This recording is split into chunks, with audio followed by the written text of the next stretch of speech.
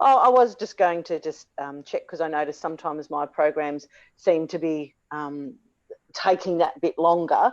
So I know that, say, because like I always train in the morning before I go to work, because so I'm up at 5, go and do my training. So if at all I get to a point where I'm, it's taking me just that 10, 15 minutes too long, it's just maybe the last one or two. I mean, I don't particularly want to, but if it, if it is just that little bit too long, some days it is. I can just drop those last couple of, or maybe one. Is that all right? Like maybe one. No, I don't really want to drop any while I'm doing it, but sometimes I do, because it just depends on what time I start work. So no, 100%. No, it's actually a really, really good question. I think, and it's kind of one of these things where like for a lot of you guys that are in this program, you're kind of for a lot of you anyway, are kind of still on that kind of novice or maybe even advanced novice stage, where we're teaching you all these new things, and even for some people, like, oh, I've been going to the gym and I've been doing squats for a long time, and we should refine how you're doing things, and it's just like, oh, things get regressed and all that sort of stuff to build back up. And in that sort of that thing, I'm a big proponent right now of doing lots and lots of volume to give you guys practice, because there's a level of intensity of effort that you won't be pushing to yet, that you just like, if I was standing beside you, I know that I'd be able to get you to do way more reps than probably what you're doing, right? And that's just the same with everyone, until you've actually been pushed into that kind of place before. You don't really know what you're capable of, but at the same time, it's also very, very hard to generate that on your own, session after session, week after week, month after month, right? Especially like with life and everything, like there are days where you'll be feeling better, but it's always really, really hard to, Jake and I kind of joke about it. It's like, today is one of those days I've got like fucking deadlifts and leg presses. I've got to get into the inner depths of my own self-hatred to, really kind of blast through these PBs or, whatever. Like there's this level that you've got to go to, and that's hard to do. So the way I kind of offset that is kind of build up the volume a lot more. So it's just like, the first phase you're doing like, 3 sets, and then it's 3 sets with a weight increase, and it goes to 4 sets, then you'll deload.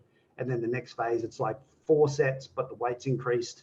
Then it'll go to 5 sets. And then it'll go to 5 sets with another, 2.5-3% weight increase again. So it's like this gradual build up of intensity, but the volume's also increasing as well. Now, for example, some of the programs like that I program for you, like if I was to do them at the level that I would push, I wouldn't be able to do 5 sets.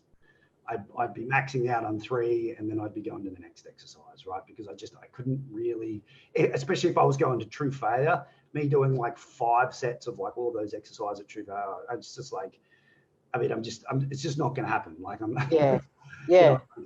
would have to start taking copious amounts of anabolics to be able to survive that, and do all that sort of stuff. But that's just comes with a level of advancement, right? And I think it's really, really important for everyone to understand that everyone has different lives. Everyone has different stresses. Some people have more or less. Some people have got, the metabolic issues, the thyroid issues and stuff that they're trying to work through. So sometimes always pushing hard, not always. So there's got to be this fine line, and I've sort of spoken about it before with the eventually the training proponent that I want to build into our app. Will it be a little bit more auto-regulated from week to week, where you'll actually answer some questions which will kind of dictate what your sets and reps for the following sort of sessions. And I think that's going to be really, really good. I've done that with our lower end website with the spreadsheets that I built that were really, really effective. But obviously the way Recompose is designed, it's not designed like that. Like it's designed by a guy who trains to the limit of his limit every single day and expects everyone else to do the same, which is just not appropriate. So to answer your question, I'm going a bit of a tangent, but to answer your question, I think it's really, really important to always look at the priorities in terms of your training, and understand that the way I program, I always put the the most stimulating exercises first, and then drop down to the isolations that are not so stimulative. While it's really, really important, we still want to do our, train our arms and our delts and all those muscles for sure. But obviously, they're not going to stimulate you from an overall body composition perspective, like squats or bench press or deadlifts, etc. Right? So I think it's one of those cases when you get to, in that second phase where you're doing lots and lots of sets. I think the most appropriate thing to look at it is kind of go, well, if I'm running out of time, maybe it's appropriate that I just do 3 sets of everything. That way I can do everything. Okay. Yeah. If that means that just, for you just doing that's okay. Like it's kind of one thing, or you could kind of just go, well, I'll do 4 or 5 sets of the other things and I just not train the small muscles. Yeah, because that's where I'm sort of tossing up. I'm thinking like I get down to my lower last couple, and I figure I'm almost cutting myself short. As in, like I probably could push more reps out, but I'm like I've got to get this finished so I can get home, get organised, and go to work. Yeah, 100%. So there's that option. You can just go, well, I'm just going to do the big exercise, because when you do things like lat pull downs or cable rows, you are working your biceps indirectly as well. Obviously, if having big biceps is something you really want to focus on, then obviously you need to make them a priority, right? Yeah. But when it's kind of like overall body composition, they're down the list in priorities. It's probably not super important. But at the same time, if you're like, no, like I want to be making sure that I'm hitting all my muscles appropriately and giving them development, then maybe you just go, well, I'm just going to do 4 sets of everything. Well, I'm just going to do 3 sets of everything. Okay. I can get through it. So that's one go. The other way you can do it, that is effective, but it does mean that if you kind of do it this way, this is kind of the way that you kind of always have to do it, because it's basically what we call like an extended rest pause set, or like myo reps in a way. So basically, if you've got 5 sets, right, and you're like super short on time, you're like, right, I've got 5 sets of cable rows. You go, okay, I'm going to do my first one as hard as I can to failure, right? And then I'm going to rack it and I'm going to rest 25 to 30 seconds, or the equivalent of 3 big breaths. You're like, yeah. Okay, go. And then go again. That would be your second set. Take another big 3 rest, do it again. You would finish all 5 of those sets in less than a minute and a half. Yeah. But obviously, because the rest periods are so short, the reps that you would get would massively decrease from if you were just doing normal straight sets, where you were taking your proper 2 or 3 minutes rest or whatever it is. It's going to be different depending on the exercise, right? That might be an appropriate way to allow you to still get more volume, but not as much as if you would do straight sets, but allow you to complete all those 5 sets. The only issue is that, say the next week you come in, you're like, oh, I've got more time because I've got a day off or whatever. You start doing 5 sets with the rest, and you're just going to hit PB after PB for each set. You're like, oh my God, I've just gotten so much stronger. It's like, no. Yeah, nah. The strategy of how you did this last week was different. Yeah. So that's something that I would recommend to anyone. If you are that short of time, and that's generally the way your life is, that's a really effective strategy, right? Yeah. It's also a really effective strategy for leg press, which is how we used to do it. We used to always just do leg press based on a total rep thing. So the old recomposer, it was one of the really cool features about the old one that Damon didn't drag into the new one, is that you could set up total reps. And basically, when you're looking in the app, say if you had 50 reps to do, you had 6 sets, had 50 reps to do, and basically you were push, and say you got 20 in your first set, it would say 30 reps remaining at the top. And then you take a breath and you do blah, blah, blah, blah, blah. And the goal was to try and get 50 reps done in as least amount of sets as possible. Which, interestingly, when we used to do it with clients, like we used to do it actually like one-on-one, a lot of the time, if myself or Jake or whatever would be sitting beside them, they would actually complete their total amount of reps in 3 sets or 2 sets. Yeah. Just because we were beside them and in their face just going, keep going. If you rack up that weight, you're never coming back to the gym again. Fuck up, like, like, I'm pushing, oh my God, my legs are on fire. But it's just like it worked, and it was a really effective strategy, but it's very hard to do that on a consistent basis. And then you're measuring apples with oranges then. So Yeah, like I said, there's a few strategies. All of them will work. It's just kind of which one would work best for you.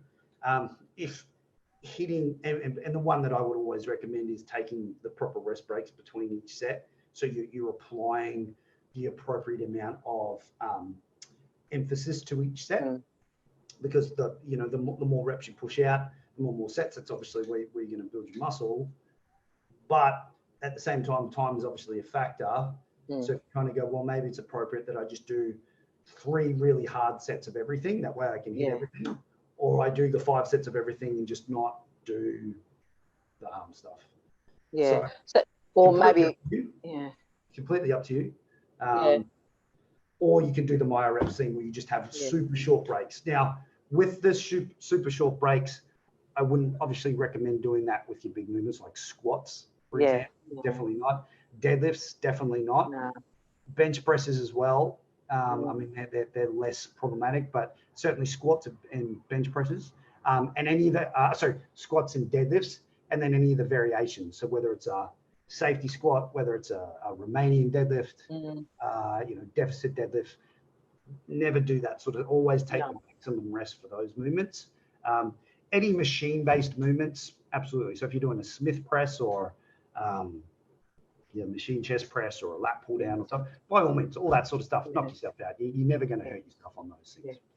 So say for example, maybe if I did I made sure I did my full sets for my big main lifts, and say if it was 5 sets, and then some of the more of the isolation, the ones that are sort of at the bottom of the list, drop them back to maybe 3. Would that be okay?